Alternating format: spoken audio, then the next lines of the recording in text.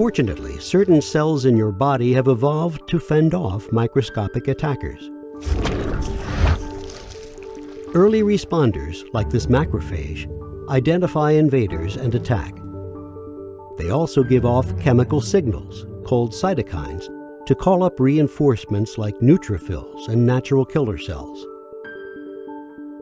Macrophages, neutrophils, and natural killer cells, collectively referred to as innate immunity, are nonspecific, often sacrificing healthy tissue to contain an infection. But if the invader slips through, you're going to need a more targeted defense. The adaptive immune system provides a more targeted defense. Dendritic cells are like intelligence specialists. They collect pieces of the invader at the site of the battle. Then they travel to the nearest lymph node, triggering a cascade of events. Inside the lymph node, the dendritic cell presents pieces of the invader to T cells, the immune system's communication specialist.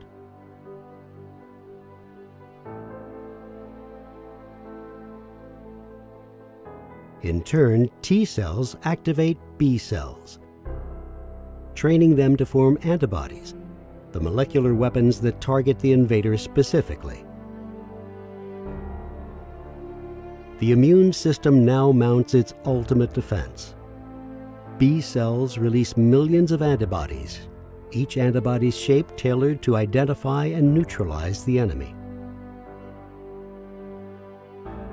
The immune system deploys these tailored weapons until the infection is wiped out, ready to respond even faster the next time.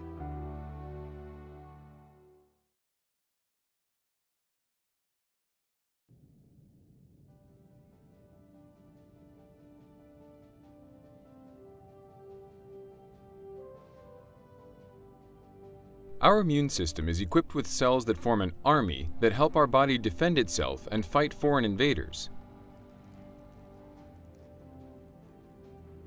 Some of these immune cells, called T cells and B cells, are programmed to get rid of foreign invaders like viruses and bacteria. T cells release toxins against the foreign invaders, and B cells make antibodies to neutralize them. We have known for some time that our immune cells can recognize cancer cells as foreign invaders and attack them by secreting special factors or weapons. How can our immune cells do this? The organs of our body are composed of billions of cells. These cells contain thousands of proteins that act like worker bees and are responsible for the function of our cells. These proteins break into small parts called peptides. Some of these travel to the surface of our cells and are presented by molecules called MHC or HLA. T cells continuously scan the surface of these cells through the T cell receptor or TCR. The TCR works as a barcode scanning machine, and the peptides presented on the cells are unique barcodes. This function of the T cells is called surveillance. If T cells recognize these peptides as normal, then the T cells move on. But if the peptides come from foreign invader proteins, then the T cells get activated to attack the invader cell with weapons to eliminate it.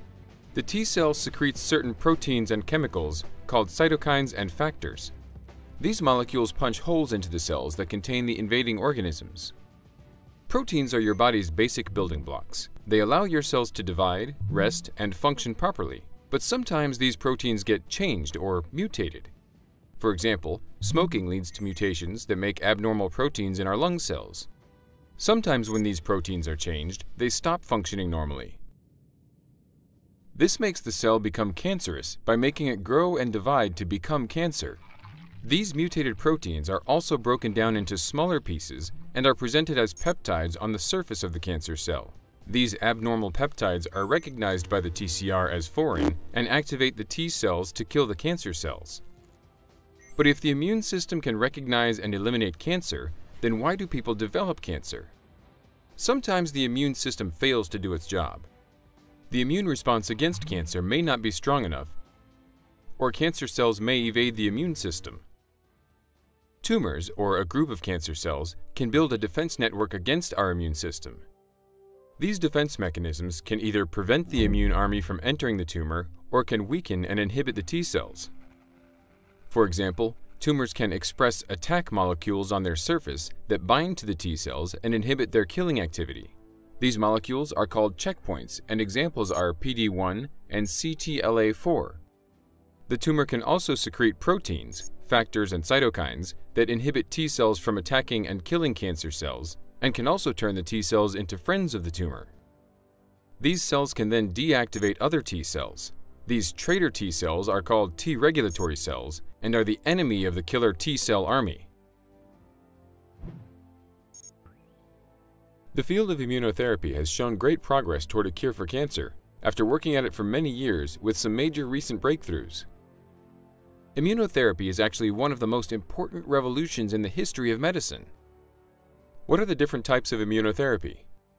Immunotherapy functions in two primary ways: by enhancing the immune system and making them stronger, and by using drugs that help inhibit the suppressive immune environment of the tumors.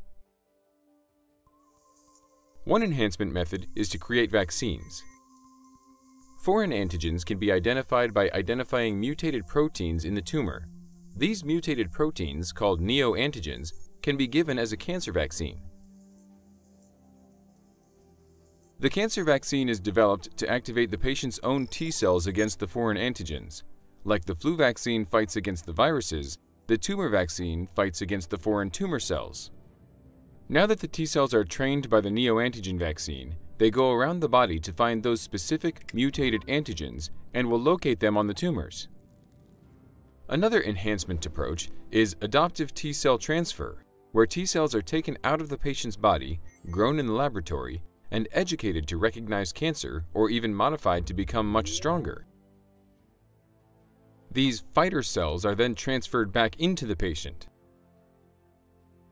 A third enhancement approach is using stimulating factors called cytokines.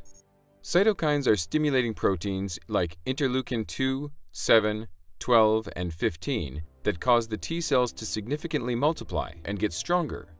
A fourth enhancement approach uses agonist antibodies such as anti-OX40, anti-GITR, and anti-41BB, and others to cause the T cells to grow and strengthen. This allows the enhanced T cell to overwhelm the cancer cells. A second approach to immunotherapy. Strategies have been developed that knock down cancer defense mechanisms. There are antibodies that neutralize the inhibitory factors and cytokines such as anti-IL-10 and anti-TGF-beta and IDO inhibitors. Some of these approaches have already been approved by the FDA, like anti-PD-1 and anti-CTLA-4. For example, patients in this clinical trial have melanoma, a kind of skin cancer. 50% of people with advanced melanoma die in 12 months until recently. Patients were treated with antibodies against both CTLA-4 and PD-1. Growth of the melanoma tumor in different patients was recorded and plotted out in a graph. The growth lines show that targeting both CTLA-4 and PD-1 encourages T cells to fight cancer. With this combination approach, 70% of patients with advanced melanoma continue to survive more than 3 years. These therapies also have some side effects that need to be monitored very closely by the treating physician. Although the side effects are not very common, they could be life-threatening if not treated. These side effects are treatable, especially if discovered early, which include diarrhea because of inflammation in the intestine, include some endocrine diseases that lead to weakness, thyroid dysfunction, or diabetes, and other side effects that need to be discussed with the treating team. The future of immunotherapy is in combining different approaches to accomplish two goals: to create a trained army of cells to attack the cancer,